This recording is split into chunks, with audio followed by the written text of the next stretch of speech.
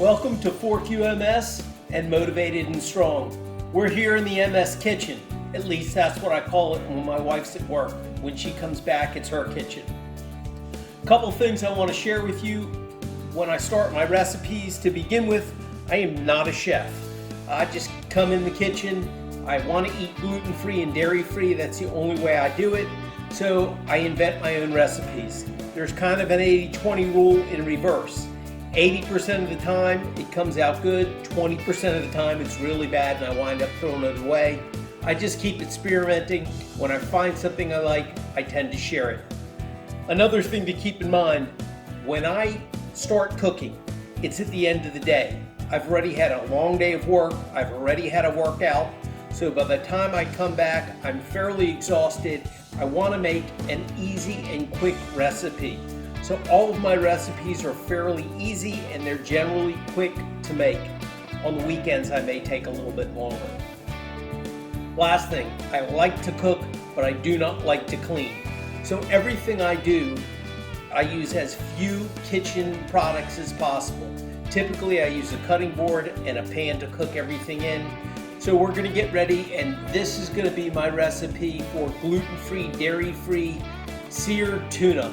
It's fantastic. It's very healthy for you. If you have MS, eating gluten-free and dairy-free is very good for you.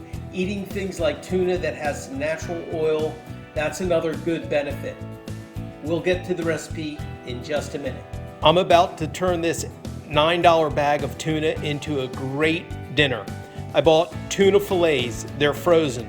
I like to buy frozen tuna because tuna is typically frozen as soon as it's caught. The problem is when you go to the seafood place and it's sitting in the case, if they say it's fresh, it's probably not. And when it does sit out in the case, all it does is it loses its hydration. So here is the tuna fillet, here's the other one, and all I'm gonna do is set it in this bowl. I'm gonna turn on the water to let it thaw. Immediately after it thaws, I will go ahead and season it up and put it in a cast iron skillet to cook it. Here's what the fillets look like. Now I'm gonna hit them with a little bit of olive oil.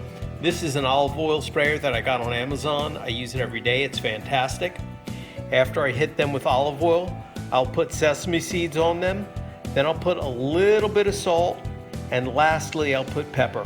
Always put on pepper last. If you put pepper on first, other seasons won't stick. A couple of ingredients necessary for a wonderful tuna steak. You have to have pickled ginger. I'll get back to that. I also use black sesame seeds and white sesame seeds.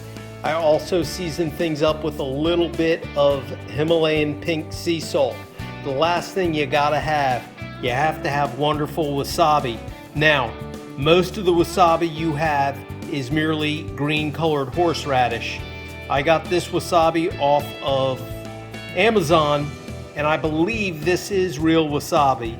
At least that's how they sold it to me. It tastes really good. It does taste a little bit different than the wasabi I generally get. Possibly it is real. Either way, it's good. I'll show you how to make that in just a minute. This is what the fillets look like once they have the black sesame seeds and the white sesame seeds on them. Now I will make the wasabi. Here is the wasabi. All it is 1 teaspoon of wasabi powder, and I'm going to take this powder and mix it with just a little bit of water. After I do that, I let it sit in the refrigerator for 10 or 15 minutes. It always takes a little while. It brings out the full flavor. Here's what the wasabi powder looks like once it's mixed with water. You have to be careful. Only put about a half teaspoon of water in. You don't want it to get too watery. So here is my cast iron skillet. You can see I've put a little bit of oil in it. I'm gonna let it heat up before I put the tuna in there. My favorite way to cook is to use this cast iron skillet. It heats very evenly and it holds its heat. What I actually do is I turn the heat up just a little bit past medium, and then after the pan gets hot, I turn it down to below medium. So this is what the tuna looks like when it's cooked.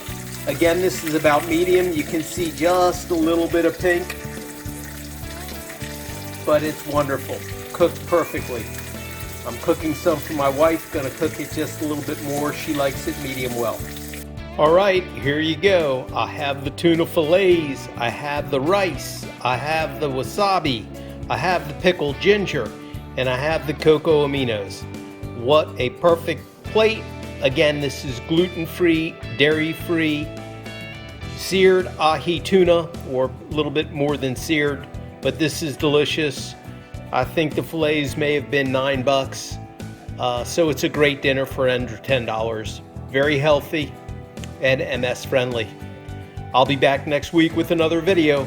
Hope you enjoy. Go ahead and try to cook this dish.